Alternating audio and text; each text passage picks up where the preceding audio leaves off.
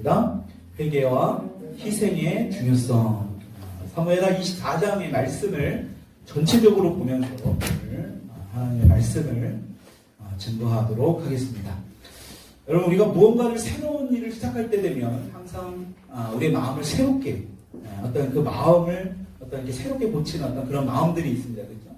그걸 새해를 시작할 때도 예배를 드리면서 하나님 앞에 기도도 하면서 새로운 마음으로 우리가 각자가 다 시작했을 겁니다. 근데 벌써 이제 3월 중순이 되면서 한 해를 시작할 때 했던 그 새로운 마음들, 어떤 하나님 앞에 했던 각오들, 어떤 기도들, 이런 마음을 지금 잊고 살아가고 있는 것은 아닌지 우리 한번 돌아보자라는 것입니다. 여러분, 그래서 이런 경험을 뭐라고 얘기합니까? 초심을 잃었다. 첫 마음을 잃었다. 여러분, 그런데 이 초심을 잃고 상황에 뜻하지 않은 이런 초심을 잃고 있는 상황 가운데서 뜻하지 않은 어떤 명예를 얻거나 또 부를 얻거나 어느 정도 이렇게 살만해지는 여러 가지 환경이 만들어지면 이 처음 가졌던 마음은 온데간데 없이 빨리 잊어버리게 된다는 것입니다. 여러분, 하나님도요, 이 성경 속에 나오는 이 이스라엘 백성들도 이 초심을 잃을까봐 굉장히 걱정을 하셨던 것 같습니다.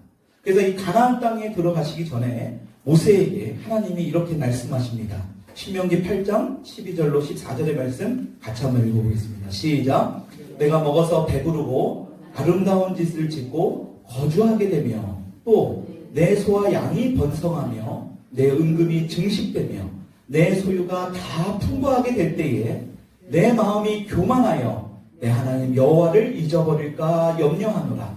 여호와는 너를 애굽 땅 종 되었던 집에서 이끌어내시고. 여러분, 지금 하나님이 이스라엘 백성들에게 앞으로도 돈이 많이 벌고 너희들이 더 편안하게 살아가게 된다면 너희들이 결코 하나님을 잊어서는 안 된다는 것을 지금 당부하고 계시다라는 거예요. 여러분, 그런데 어떤 일이 벌어지게 됩니까? 가나안 땅에 들어가지 못한 모세를 대신해서 여호수아가 이스라엘 백성들을 지휘해서 이제 가나안 땅으로 들어갑니다. 그리고 이 가나안 땅에 들어가서 이 가나안 땅에 있는 그 땅들을 정복한 후에 이 여호수아가 세겜 땅에서 이렇게 외칩니다. 우리 여호수아서 24장 14절로 15절의 말씀입니다. 같이 한번 읽어보겠습니다. 시작. 그러므로 이제는 여호와를 경외하며 온전함과 진실함으로 그를 섬기라. 너희의 조상들이 강 저쪽과 애굽에서 섬기던 신들을 치워버리고 여호와만 섬기라. 만일 여호와를 섬기는 것이 너희에게 좋지 않게 보이거든 너희 조상들이 강 저쪽에서 섬기던 신들이든지 또는 너희가 거주하는 땅에 있는 아무리 족속의 신들이든지 너희가 섬길 자를 오늘 택하라. 오직 나와 내 집은 여호와를 섬기겠노라 하니. 여러분, 지금 여호수아가요, 이미 이스라엘 백성들의 마음을 다 알고 있는 거예요. 여러분, 이미 이스라엘 백성들에게는요, 하나님만이 아니라 다른 그런 신들을 믿어야 되겠다, 그 신들을 따라야 되겠다라는 것을 이미 다 알고 있었던 것입니다. 그래서 여호수아가요, 하나님을 섬길지 지금 너희들이 이방신을 섬길지 오늘 너희들이 결정하라, 이렇게 이야기를 하는 것입니다. 여러분, 이때 이스라엘 백성들이 뭐라고 고백합니까? 여호수아서 24장 16절에 이렇게 이야기합니다. 같이요. 백성이 대답하여 이르되 우리가 결탄코 여호와를 버리고 다른 신들을 섬기기를 하지 아니하고니. 여러분, 지금 이스라엘 백성들이 강조하고 있죠. 그냥 하나님을 버리는 것이 아니라 결탄코 버리지 않겠대요. 절대로 버릴 일이 없습니다. 신신당부하면서 지금 엄청난 다짐을 하고 있는 겁니다. 여러분, 그런데 우리가 얼마 전에 사사기 말씀을 보면서 결탄코 다른 신을 섬기지 않겠다고 한 이스라엘 백성들이 어떻게 되었습니까? 우리가 좀 살펴보았지 않습니까? 출애굽한 1세대들이 죽고 2세대들이 죽고 나서 그 다음 세대들이 뭐라고 성경에 나옵니까? 하나님의 행하신 일들을 알지 못했더라. 여러분, 이스라엘의 행하신 일들을 알지 못했다라고 성경은 기록합니다. 이렇게 하나님을 알지 못했던 세대가 결국 그들에게 어떤 일이 벌어지느냐? 여호수아 다음 장에 전개되고 있는 사사기 2장 11절로 12절 말씀은 분명히 이렇게 기록합니다. 같이 한번 읽어봅시다. 시작. 이스라엘 자손이 여호와의 목전에 악을 행하여 바알들을 섬기며 애굽 땅에서 그들을 인도하여 내신 그들의 조상들의 하나님 여호와를 버리고 다른 신들 곧 그들의 주위에 있는 백성의 신을 따라 그들에게 절하여 여호와를 진노하시게 하였으되. 여러분, 지금 이스라엘 백성들이 뭐하고 있다는 거예요? 하나님이 아니라 지금 바알을 섬기기 시작했다는 겁니다.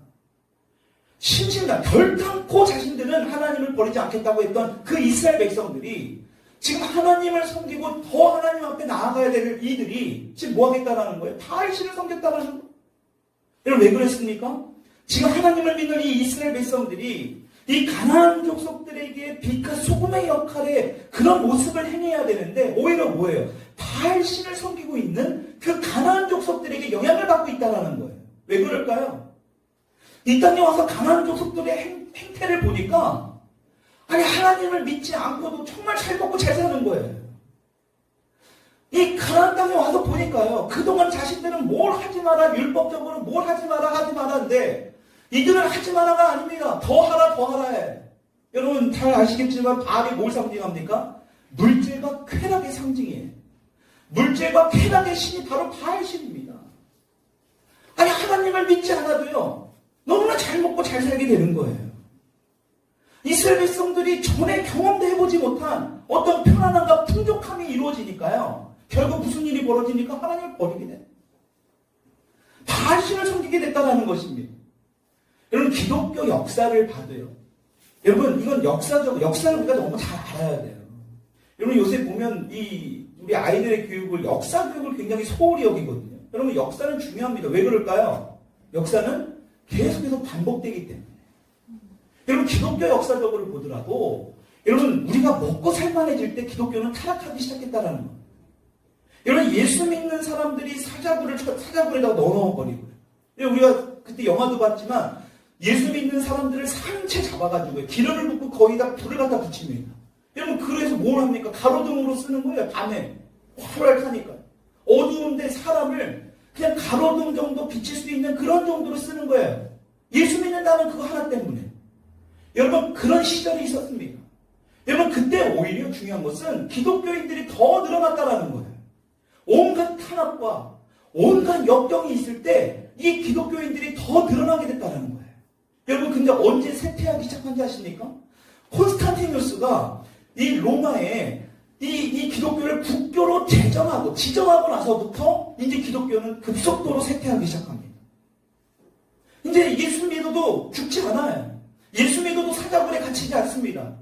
온갖 비난과 핍박과 협박을 일삼았던 그 예수 믿는 사람들이 이제는 대우를 받게 되는 거예요. 여러분 그때부터 기독교는 급속도로 쇠퇴하게 됐다. 그래서 이런 말이 있습니다. 부유함과 편안함은 영혼의 바이러스와. 여러분 여기서 평안이 아니에요. 편안이에요. 편안. 부유와 편안함은 이 영혼의 바이러스와 같다는 거예요. 여러분 이상할 정도로 우리 인간은요. 조금만 부유해지고 편안하기 시작하면 우리는 하나님과 멀어지는 경우들을 너무나 많이 본다라는 거예요. 오늘 성경을 보게 되는 이 사무엘하 24장의 말씀 보면 다윗이 나옵니다. 그럼 다윗도 이러한 초심을 잃은 것 같습니다. 여러분 다윗이 어떤 자입니까? 하나님의 마음에 합당한 자예요. 어떠한 일이 있어도 하나님을 신실하게 믿었던 그 다윗. 여러분 이제 자신을 견제할 만한 왕도 없습니다. 자신을 죽이려고 따라다니는 사울도 이제 없습니다. 여러분 편안하고 풍족해지기 시작하니까 그때부터 다윗이 어떻게 됩니까? 타락하기 시작한 거예요. 사무엘하 맨 마지막 장인 24장의 말씀을 보면 다윗이 어느 날 인구조사를 하게 됩니다. 여러분 우리가 생각할 때 무슨 인구조사하는 게 뭐가 그렇게 죄인가? 여러분 그렇습니다. 인구조사하는 것 자체는 죄가 아니에요. 하나님도 성경에 보게 되면요. 출애굽기와 민수기서에서 2번이나 우리 이스라엘 백성들을 이 인구조사하는 것을 우리가 성경을 통해서 볼 수 있습니다. 그럼 하나님도 인구조사하셨어요. 근데 다윗이 한 인구조사가 왜 하나님이 보시기에 죄라는 거라는 거예요. 여기서 중요한 것은 뭐냐? 마음입니다. 마음. 그 행위 자체가 문제가 아니라 이 다윗의 마음이 있었다는 거예요. 잘못된 동기, 숨은 마음이 있었다는 것입니다. 여러분 그래서 성경에 예수님이 이렇게 말씀하시죠. 음욕을 품고 여자를 보는 자마다 내 마음은 이미 가늠했다. 이런 로마서 말씀에도 있잖아요. 마음으로 믿어 의에 이르고 입으로 신하여 구원을. 그럼 마음이 이렇게 해서 중요한 거예요. 오늘 본문 말씀 사무엘하 24장 1절을 보게 되면 여러분 이렇게 말씀합니다. 우리 같이 한번 읽어볼까요? 24장 1절 시작. 여호와께서 다시 이스라엘을 향하여 진노하사 그들을 치시려고 다윗을 격동시키사. 여러분 지금 다윗을 격동시키셔서 인구조사를 했다라고 나옵니다. 여러분 그런데 이 말씀만 보면 하나님께서 마치 다윗을 인구조사를 하게 하신 것처럼 보여지지 않습니까? 여러분, 그런데 역대상 21장 1절의 말씀은 좀 다르게 해석이 되어 있습니다. 기록이 되어 있다는 거예요. 우리 같이 한번 앞에 화면을 보겠습니다. 역대상 21장 1절의 말씀입니다. 시작. 사탄이 일어나 이스라엘을 대적하고 다윗을 충동하여 이스라엘을 계수하게 하니라. 여러분, 여기서 다윗을 충동하여, 수트라는 히브리어 단어를 사용합니다. 수트. 여러분, 이 뜻이 뭐냐? 찌르다. 계속해서 자극하다. 여러분, 지금 다윗을 충동하였다라는 말, 누가 했대요? 사탄이 했다라는 거예요. 여러분, 이건 뭐냐면, 여기서에서 보면, 여러분, 사탄이 욥에게 계속해서 끊임없이 뭐합니까? 시험해보자고 하나님 앞에 요청해요. 여러분, 지금도 똑같은 상황이에요. 사탄이 이 다윗을 시험하고 자극하는 그런 상황을 하나님께 요청하고 있는 거예요. 그러니까 사탄도 하나님의 피조물이지 않습니까? 하나님의 허락 없이는 자신이 어떤 것도 할 수 없다는 걸 이미 안 거예요. 여러분, 그러니까 하나님께서 사탄이 자극할 것을 허락하셨지만 다윗은 어떻게 해야 돼요? 이 사탄의 충동에 찌르고 자꾸 우리를 유혹하고 하는 거에 넘어가서는 안 된다는 거예요. 여러분, 근데 다윗이 어떡합니까? 이 사탄의 계략에 넘어가고 말아요. 자신의 그 본 마음이, 죄성이 드러나게 됐다라는 거예요. 여러분, 어떤 마음입니까? 내가 이 땅의 왕이 돼서 얼마나 많은 군대를 내가 거느리고 있는지, 그동안 내 업적이 얼마나 되는지, 내가 이 정도 살았는데 내 재산이 얼마나 되냐. 여러분, 그런 분들이 있잖아요. 어느 정도 성공하고 자수성가한 분들 보면 내 재산을 사람들에게 막 뽐내고 싶어 하는 거예요. 내 집이 몇 평이고, 내 차가 무슨 차를 타고 다니고. 그래서 요새 보면 SNS에 외제차 그런 어떤 이 열쇠 키 같은 거를 다 올리고 막 그러지 않습니까? 은근히 과시하고 싶은 거예요. 여러분, 다윗이 지금 그런 마음입니다. 여러분, 자신을 얼마나 드러내고 싶었는지. 지금 사탄의 그 계략에 다윗이 넘어갔다는 거예요. 그러자 이 이야기를 들은 이 다윗의 부하 요압이 사무엘하 24장 3절에 이렇게 얘기합니다. 우리 같이 한번 24장 3절 읽어볼까요? 요압이 왕께 아뢰되 이 백성이 얼마든지 왕의 하나님 여호와께서 100배나 더하게 하사 내 주 왕의 눈으로 보게 하시기를 원하나이다. 그런데 내 주 왕은 어찌하여 이런 일을 기뻐하시나이까? 여러분, 지금 요압 부하가 보더라도요, 이건 지금 뭔가 잘못됐다라는 거예요. 하나님께서 기뻐할 일이 아니라는 것을 좀 이야기합니다. 여러분, 그런데 다윗의 모습을 잘 봐야 됩니다. 한번 이런 욕심에 사로잡히니까요, 이 사탄의 계략에 완전히 넘어가니까 자신의 충신인 이 요압의 부하의 말도 지금 전혀 듣지 않아요. 그리고 어떤 행동을 합니까? 24장 4절입니다. 왕의 명령이 요압과 군대 사령관들을 뭐한대요? 재촉한지라. 여러분, 이게 무서운 거예요. 지금 다윗의 마음에 사탄이 충동질하는, 그래서 욕심과 교만이 들어오게 되니까 어떻게 하고 있습니까? 누구의 말도 듣지 않아요. 오히려 어떻게 해요? 부하들을 재촉합니다. 자신의 욕심을 채우려고 지금 부하들을 더 재촉해서 빨리 그 일을 실행하라는 거예요. 여러분, 다윗은요, 재촉할 게 아니라 뭐예요? 요압의 말을 듣고 멈췄어야 돼요. 이게 진짜 잘못된 거였는가? 여러분, 하나님의 메시지, 우리가 매일 성경의 메시지를 왜 봅니까? 우리의 생각들이 있습니다. 우리가 살아가는 어떤 가치관이 있어요. 근데 그 말씀을 통해서 우리가 뭐예요? 잠시 멈추는 거예요. 여러분, 큐티가 화요 타임이에요. 조용하게 묵상하는 시간이에요. 잠시 동안 멈췄어야 되는 거라는 거예요. 근데 지금 다윗은 어떡합니까? 재촉해요. 걷잡을 수 없죠. 여러분, 이게 우리 인간의 모습이에요. 이 사탄의 충동질에 한번 사로잡히면 이런 누구의 말도 듣지 않는 그것이 바로 우리 인간의 모습입니다. 여러분, 베드로를 보십시오. 여러분, 밤이 새도록 고기 한 마리도 잡지 못한 베드로. 여러분, 그것을 안타깝게 여긴 예수님이 뭐라고 얘기합니까? 깊은 곳에 그물을 한번 내려봐. 여러분, 베드로가요, 지금 직업이 어부입니다. 밥 먹고 나서 하는 게 그냥 고기 잡는 일이에요. 여러분, 그런데 예수님께서 뭘 한다고 밤이 새도록 한 마리도 지금 잡지 못했는데 왜 지금 당신이 내가 하는 일에 자꾸 상관하냐? 뭔가 짜증이 나지 않았겠습니까? 여러분, 그러니까 예수님, 베드로도요, 토를 단 거예요, 예수님한테. 내가 밤이 새도록 내가 한번 고기를 잡지 못했지만 한번 예수님 말씀 한번 내가 들어볼게요. 도대체 뭘 한다고 예수님 나에게 그런 얘기를 합니까? 여러분, 게다가요, 이 갈릴리 호숫가에 사는 고기들은요, 깊은 곳에 살지 않는 고기예요. 그 고기들을 뭐라 하냐? 표충어류라고 합니다. 깊은 곳에 살지 않아요. 근데 예수님이 깊은 곳에 그물을 내리대요.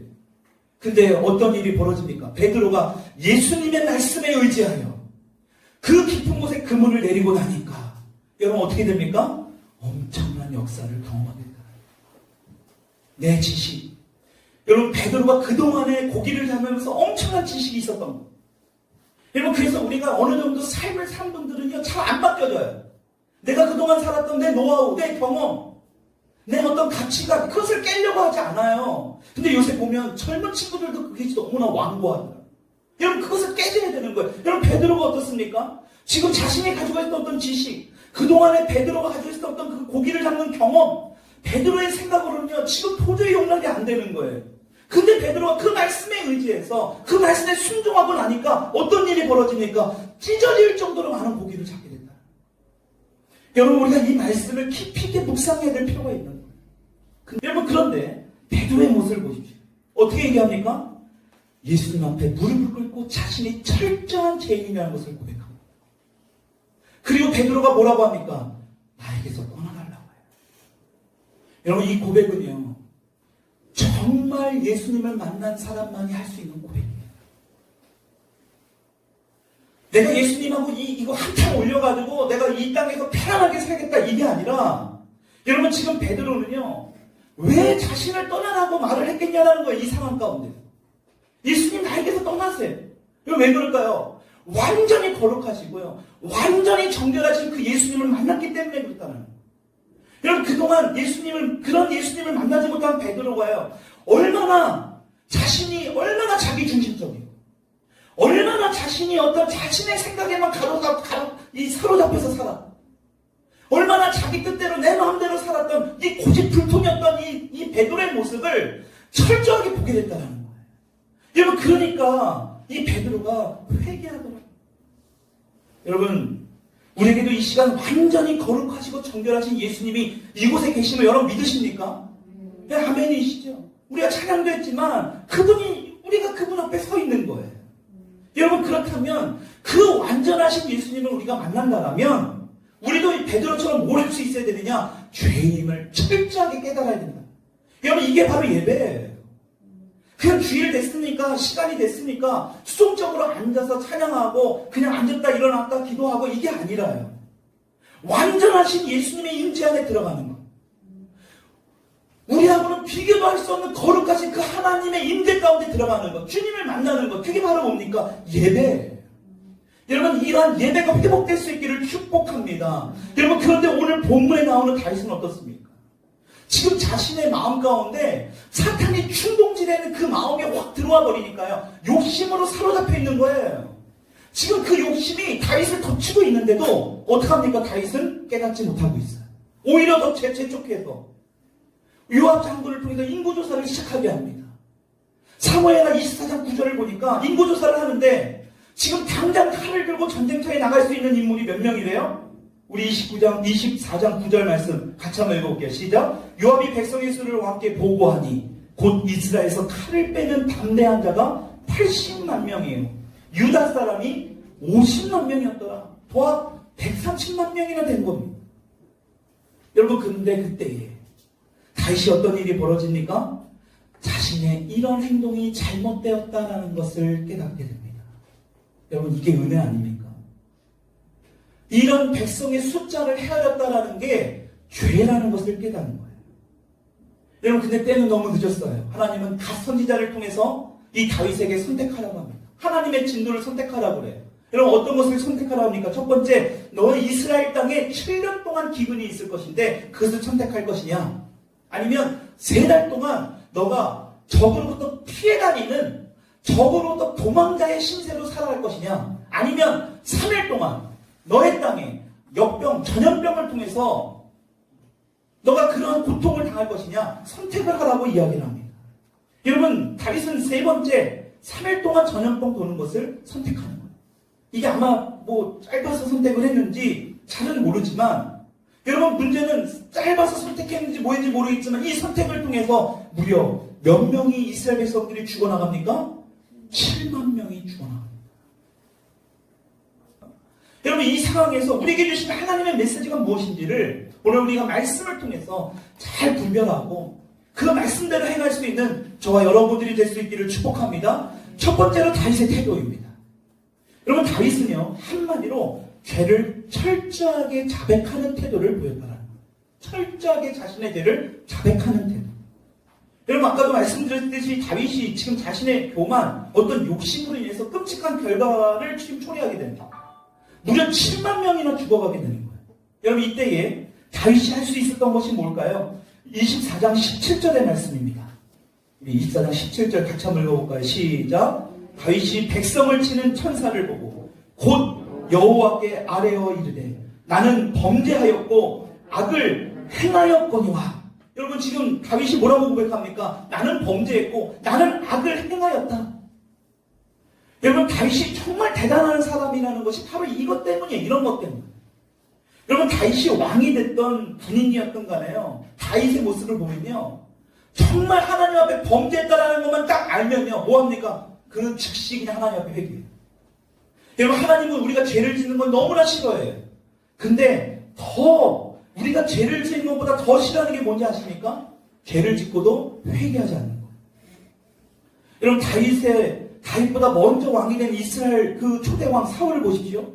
여러분, 하나님께서는요, 아말렉 전쟁을 통해서 아각 왕과 아각이 가지고 있는 모든 그 백성들을 다 진멸하라고 그랬습니다.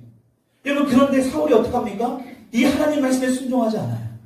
그리고 자신의 어떤 이 전쟁에서 이긴 이 부분에 대해서 기념비까지 세웁니다. 자신을 막 지켜 세운 거예요. 하나님의 아각을 다 진멸하라고 했던 것도 다 남겨놓습니다. 한마디로 하나님 말씀에 불순종한 거예요. 여러분, 이것을 지켜본 사무엘 선지자가 얘기합니다. 왜 하나님 말씀에 순종하지 않습니까? 여러분, 그때 사울이 어떻게 얘기한지 아십니까? 사무엘상 15장 20절 말씀입니다. 같이 한번 읽어볼게요. 시작. 사울이 사무엘에게 이르되 내가 범죄하였나이다. 내가 여호와의 명령과 당신의 말씀을 어긴 것은 내가 백성을 두려워하여 그들의 마음을 청종하였음이니. 여러분, 얼핏 보면 내가 범죄하였나이다, 다윗처럼 지금 똑같이 회개하는 사울의 모습을 볼 수 있습니다. 여러분, 근데 보십시오. 사울은 회개하는 것처럼 보이지만 어떻게 합니까? 핑계를 대고 있습니다. 후반절에 뭐라고 나와요? 내가 백성을 두려워하여 그들의 말을 청종하였다. 여러분, 지금 백성들 때문에 자신이 불순종했다라는 거예요. 하나님의 말씀보다 사람의 눈치를 더 봤다라는 겁니다. 여러분, 기가 막힌 모습 아닙니까? 아까도 얘기했지만 우리가 예배를 드리는 게 왜 사람들 눈치를 봐야 됩니까? 이런 상황에서 하나님 앞에 예배드리지 않고 문을 닫으면 사람들에게 박수 받고, 아, 그런 교회가 정말 맞는 교회다, 이것이 올바른 것입니까? 물론 그렇게 할 수 있는 교회는 그렇게 해야 돼요. 근데 우리처럼 그런 열악하고 방송 시스템 하나도 제대로 갖추지 못한 교회들은 충분히 예배드릴 수 있는 것입니다. 각자의 교회에 그걸 맡겨야 돼요. 언제부터 우리가 세상에 다수결로 모든 것을 다 움직였습니까? 우리의 기준은 하나님의 말씀이에요. 성경이 맞으면 맞는 거예요. 세상 사람들이 다 아니라고 하더라도요, 성경이 맞으면 그것이 진리인 거예요. 여러분, 그것을 잘 분별할 수 있기를 축복합니다. 교회 각자에게 맡겨야 돼요. 근데 자꾸 언론이 뭐를 이렇게 부추깁니까? 마치 교회의 목사님들이, 목회자들이 헌금 뜯어내려는 어떤 그런 사꾼의 모습처럼 자꾸 몰아가요. 정말 기가 막힌 모습 아닙니까? 여러분, 이런 현실 가운데 하나님은 분명히 말씀하고 있는 거예요. 누구의 이런 시국 가운데, 이런 상황 가운데 누구의 책임을 몰고 누구에게 핑계 대는 게 아니라 지금 하나님이 우리에게 원하시는 건 뭡니까? 진정으로 회개하기를 원하는 거예요. 사람의 눈치를 보는 게 아니라 진정한 회개하기를 원하는 거예요. 하나님은요, 사울이 이렇게 진정한 회개하지 못한 모습을 보고 어떡합니까? 왕의 자리에서 처리해요. 성경은 우리에게 분명히 말씀해요. 우리의 죄를 자백하면 그분은 미쁘시고 의로운 분이시기 때문에 우리의 죄를 다 용서해 주신다. 여러분, 믿으십니까? 하나님은 미쁘시고 의로우신 분이래요. 그래서 우리가 죄에 대해서 자백을 하면, 고백하면 그 죄를 다 용서해 주신다라고 성경은 말씀하고 있는 거예요. 다윗은요, 이것을 너무나 잘 알았다는 거예요. 회개합니다. 자신이 철저하게 죄인 것을 고백하는 거예요. 오늘 사순절 셋째 주일입니다. 여러분, 저와 여러분들, 우리에게도 뭐가 필요합니까? 이런 회개가 필요합니다. 제가 어제부터 금식하게 된 이유가 바로 이거예요. 정말 철저한 회개가 필요합니다. 이렇게까지 하는데도 내가 정말 하나님의 말씀에 무릎 꿇지 못하고 더 내가 기도하지 못한 모습들이 있었구나. 제가 어제 저녁 때 철저하게 주님 앞에 더 회개했어요. 여러분, 하나님 우리에게 말씀하세요. 내 생각대로, 내 고집대로 네가 경험한 거 그거 좀 내려놔라. 여러분, 그것을 내려놓고 내가 경험한 대로 살려고 했던, 내가 여태까지 했던 대로, 내 고집대로 살려 했던 그 베드로가요, 어떡합니까? 예수님을 만나자 뭐가 드러나요? 자신의 민낯이 드러나는 거예요. 진짜 내 모습이 보이는 거예요. 여러분, 우리가 말씀을 통해서 여러분들에게 자꾸 왜 나를 대입하려고 합니까? 왜 수요일날 모임을 통해서 자꾸 말씀에 여러분들 이야기를 하게 합니까? 여러분들 주보에다 왜 자꾸, 오늘도 보십시오. 여러분들의 죄가 무엇인지 고백하라고 적혀 있습니다. 여러분들이 희생해야 될 것이 무엇인지를 적어보라고 얘기합니다. 왜 그럴까요? 자꾸 자신을 들어보라는 거예요. 근데 우리는요, 자꾸 우리 자신을 안 들어보려고 합니다.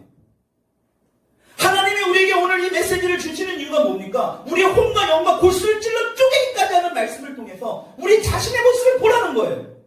근데 우리는 자꾸 어떡합니까? 자꾸 가리려고 합니다. 제발 좀 보실 수 있기를 축복합니다. 베드로처럼 만나야 돼요, 예수님을. 자신의 빛낯이 드러나 보이니까요. 그동안 내가 살았던 게, 내가 그토록 내 생각대로, 내 뜻대로, 내 마음대로 내 가족 먹여 살리는 그 하나 목적대로 살았구나. 아, 그게 아니었구나. 하나님 앞에 회개하는 거. 여러분, 오늘 다윗을 보십시오. 아, 내가 이것이 진짜 하나님 앞에 죄였구나. 오늘 이 메시지를 통해서 여러분들 가운데 이 다윗처럼 정말 내가 그동안 내가 이것이 죄였구나, 그것을 고백할 수 있답니다. 여러분, 그때 진정한 회개가 나온다는 거예요. 왜? 하나님은 의로우고 미쁘신 분이기 때문에. 우리가 죄를 짓는 것보다 우리가 회개하지 않는 것을 더 가슴 아파하십니다. 우리 사순절 이 기간 동안에 일을 하시는 여러분들 가운데, 저도 예전에 일을 하면서 금식을 해봤지만 정말 힘든 일입니다. 여러분들이 금식하라고까지 하지 않습니다. 여러분, 이때 정말 회개해요.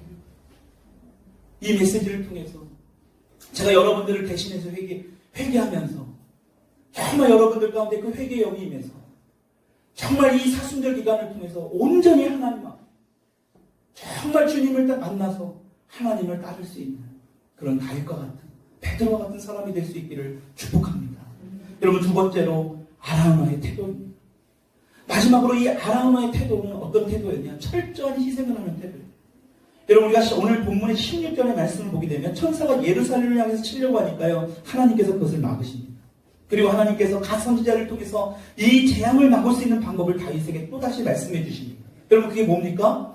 아라우나의 타작마당에 가서 예배를 드리라는 거예요. 그럼 바로 다윗이요, 그 말을 듣자마자 아라우나의 타작마당으로 가서 지금까지 상황을 아라우나에게 설명을 합니다. 사무엘하 24장 21절의 말씀 같이 한번 읽어보겠습니다. 시작. 이르되 어찌하여 내 주 왕께서 종에게 임하시나이까 하니, 다윗이 이르되 내게서 타작마당을 사서 여호와께 제단을 쌓아 백성에게 내리는 재앙을 그치게 하려 함이라 하는지라. 지금 설명을 하고 있는 거예요.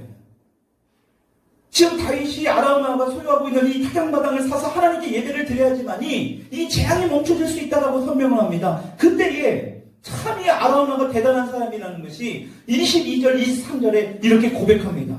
같이 한번 읽어볼게요. 22절 시작. 아라우나가 다윗에게 아뢰되 원하건대 내 주 왕은 좋게 여기시는 대로 취하여 드리소서. 번제에 대하여는 소가 있고 뗄나무에 대하여는 마당지라는 도구와 소의 멍에가 있나이다. 왕이여, 아라우나가 이것을 다 왕께 드리나이다 하고 또 왕께 아뢰되 왕의 하나님 여호와께서 왕을 기쁘게 하시기를 원하나이다. 지금 아라우나가요, 다윗에게 이 설명을 듣고 뭘 합니까? 모든 것을 다 드리겠대요. 여러분, 사실 이 왕이 갑자기 뜬금없이 자신한테 와서 이 자신의 타작마당을 팔려는 말 얼마나 황당했겠습니까? 여러분, 유대인들에게 땅은 자신의 생명과도 같은 겁니다. 하나님께서 자기들 조상들에게 내려준 땅이에요. 그러니까 대대로 계속해서 이어져 오는 땅이에요. 지금처럼 뭐 집문서를 가지고 땅 문서를 가지고 주고 팔 수 있는 게 아닙니다. 여러분, 유대인들에게 땅은 자신의 생명과도 같은 겁니다. 돈을 아무리 많이 줘도 팔 수 있는 게 아닙니다. 그리고 타작마당은 뭡니까? 곡물을 추수하고 나서 그것에서 타작을 해야 되는 아주 중요한 장소예요. 여러분, 그런데 아라우나가 어떻습니까? 이런 귀한 땅을 어떤 조건도 없이 하나님께 예배를 드리는 장소로 전부 다 드리겠다는 거예요. 여러분, 성경은요, 이 아라우나에 대해서 사무엘하 24장의 말씀 외에는 등장하지 않아요. 여러분, 그런데 이 하나님께서는요, 이 아라운의 타작마당을 훗날 다시 등장시키십니다. 여러분, 역대하 3장 1절 말씀입니다. 같이 한번 읽어볼게요. 시작. 솔로몬이 예루살렘 모리아산에 여호와의 전 건축하기를 시작하니 그곳은 전에 여호와께서 그의 아버지 다윗에게 나타나신 곳이요 여부스 사람 오르난의 타작마당에 다윗이 정한 곳이라. 아멘. 더 이상 아라우나에 대해서는 이야기하지 않는데요, 역대하 3장 1절에 다시 등장해요. 여기서 말하는 오르난이 바로 아라우나. 이 오르난의 타작마당이 아라우나의 타작마당을 이야기하는 거예요. 여러분, 그러니까요, 훨씬 이전에 아라우나가 다윗에게 바쳤던 이 타작마당을 통해 뭐가 이루어지는 거예요? 하나님의 성전이 건축되더라. 와, 대단하지 않습니까? 여러분, 이 성전에 뭐가 있습니까? 동물의 피가 있어요. 제사가 있어요. 하나님께 드린 예배가 있어요. 바로 오늘날의 교회처럼 사도행전 20장 28절에 뭐라고 합니까? 하나님이 자기 피로 사신 교회라고 합니다. 하나님이 자기 피로 사신 교회와 같이 교회는 독생자 예수 그리스도의 피로 세워진 거예요. 여러분, 성전에는 피가 넘쳐납니다. 여러분, 그래서 그 예수 그리스도의 보혈 아래 거하는 자들, 예수 그리스도를 믿는 자들이 바로 우리가 교회가 되는 거예요. 그러니까 희생 없이는요, 교회는 될 수 없어요. 희생 없는 교회는 세워질 수 없는 거예요. 여기서 하나님도 하나님의 백성들이 있는 교회를 위해 하나님이 직접 희생하신 겁니다. 여러분, 그래서 교회가요, 교회가 될 수 있는 거예요. 우리는 죄인들이 모이지만 하나님의 거룩하신 예수 그리스도의 피, 하나님이 세우신 그 교회를 통해서 우리가 회복될 수 있다는 것입니다. 오늘 이 아라우나의 희생 가운데 다윗이 온전히 회개하고 이 아라우나가 이 모든 것을 희생하면서 어떻게 사무엘상 24장 25절에 이렇게 마치게 됩니다. 우리 같이 한번 읽고 마칠까 하는데요. 25절 같이 한번 읽읍시다. 시작. 그곳에서 여호와를 위하여 제단을 쌓고 번제와 화목제를 드렸더니 이에 여호와께서 그 땅을 위한 기도를 들으심에 이스라엘에게 내리는 재앙이 그쳤더라. 아멘. 여러분, 재앙이 그치는 방법은 다른 게 없습니다. 회개예요. 여러분들의 가정에, 여러분들의 직장에, 여러분들의 사업장에 어떤 위기와 재앙이 닥쳤다라면 뭘 해야 되느냐? 회개예요. 여러분, 그리고 뭐 합니까? 희생입니다. 여러분, 다윗도 보십시오. 지금 이 오르난이 아라우나가 공짜로 다 주겠다고 합니다. 여러분, 근데 다윗은 어떡합니까? 한사코 거절해요. 내가 희생해야 되겠다라는 거예요. 내가 돈을 지불하겠다라는 거예요. 희생을 하는 다윗의 모습을 볼 수 있어요. 여러분, 이 위기 가운데 너무나 심한 고통을 당하고 정말 전례가 없는 이러한 상황이 지금 우리 앞에 놓여져 있습니다. 여러분, 이때에 누구 탓을 하고 이 위기를 어떻게 이겨나가야 될까? 내 생각, 내 지식, 내 경험을 동원해서 뭔가 해보려고 하지 마시고 우리가 해야 될 건 뭐라고요? 회개입니다. 그리고 오늘 아라우나가 했던 것처럼 희생을 해야 됩니다. 내 이웃을, 내 주변의 힘든 사람들을 위해서, 여러분, 정말 그들을 위해서, 나는 싫지만 그들을 위해서 할 수 있는 것, 여러분, 그게 바로 희생이에요. 그것을 하나님이 뭐 하신다는 거예요? 기쁘게 받으신다는 거예요. 그때의 재앙이 그쳤더라. 속히 대한민국의 이 재앙이, 이 고난이 속히 그칠 수 있기를 주님의 이름으로 축원합니다.